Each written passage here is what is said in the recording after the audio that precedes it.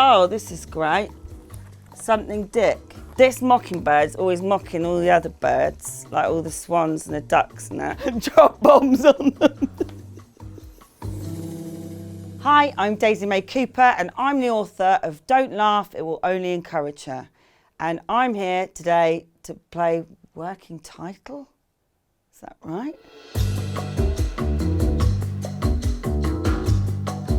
So stupid.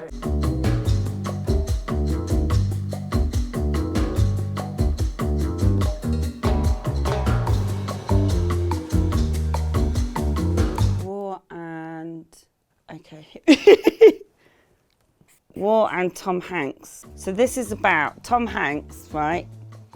Builds a time machine and he goes in there and just ends up creating accidentally about 50,000 Tom Hanks because he keeps coming back.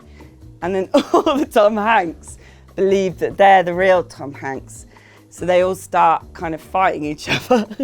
And then the US Army have to bring like massive helicopters and drop bombs on them. So it's basically just Tom Hanks going to war with 50,000 of themselves.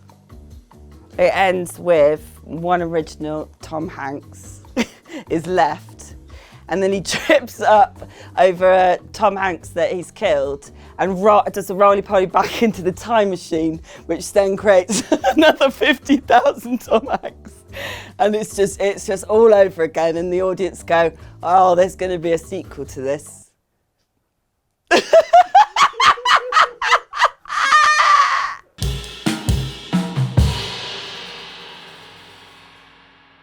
Around the world in 80, okay, guffs. So this is basically about a man that is so, is obsessed with like sort of gases and helium and stuff like that. But he thinks that he could actually fart himself around the world, and that's basically what it's about. It's a gas that is constantly renewable if he keeps eating like cabbage soup. He gets halfway to France and then his arse just closes up and he just falls into the ocean, into the channel. But I mean, it sort of serves him right because he was arrogant enough to think that he could guff his way around the world in 80 days.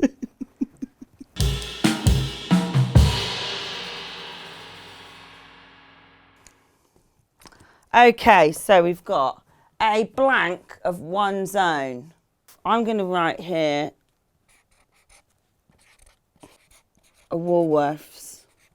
So this is the story about a woman who has all the Woolworths have shut down in the UK, and it's about her on a mission to find the last remaining Woolworths that is open, and the only one is on the Isle of Skye.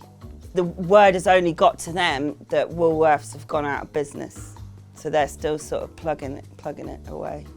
Have a happy ending? Absolutely not. No.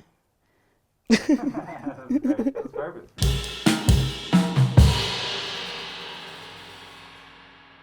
Okay, the next one is to something a mockingbird. Okay, here we go.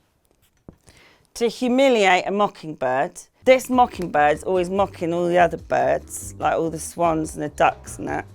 And they go, do you know what? I'm not having fucking any of this now. So when the mockingbird is asleep in his nest, they decide to dress him up in like this really large hat that's like this, like that. And they super glue it to his head. And he doesn't know that he's got a hat on that is that tall.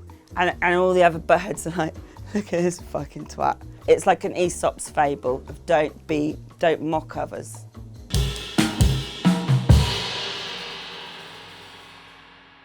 Okay, the next one is, oh, this is great. Something Dick. Okay, so what we're going to do is David Dickinson. Herman Melville's quest to get David Dickinson knighted for everything that he's done for Bargain Hunt and for the tanning industry. It's getting justice for everything that he's done for the UK.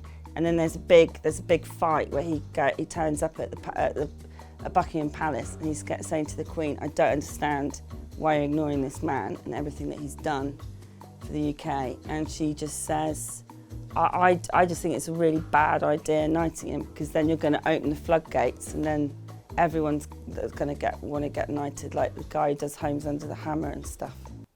That's great. So there's a couple more.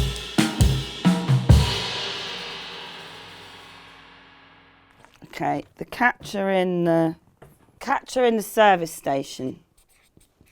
So there we go, the catcher in the service station. So this is about a sort of turkey and tinsel coach trip that has a load of OAPs on it. And the coach driver said, "Look, we're just going to stop at this services, but I literally mean we're only here for 15 minutes and then everybody's back on the coach.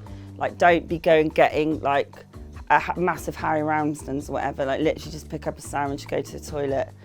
And there's this OAP called Cecil, who is he's just suddenly sees all the fruit machine bit in the service stations and just goes absolutely mad playing on it. And then he's trying to hide from the guy who's driving the coach, who's taken an itinerary of everyone who's on there.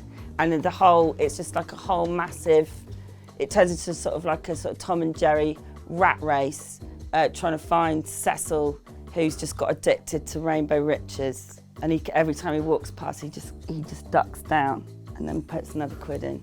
Do you think it has sort of the same sort of cultural impact as afterlife? I think so. I think it's pop culture, isn't it? Coach trips and Rainbow Riches.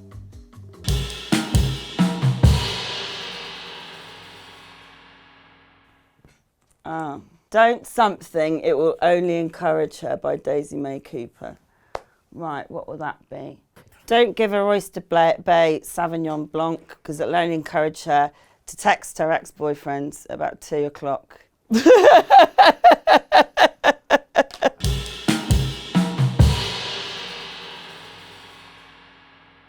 This, I think, is a fucking great idea, because you could just basically have the same thing happen and you'll never know which one is the real Tom Hanks.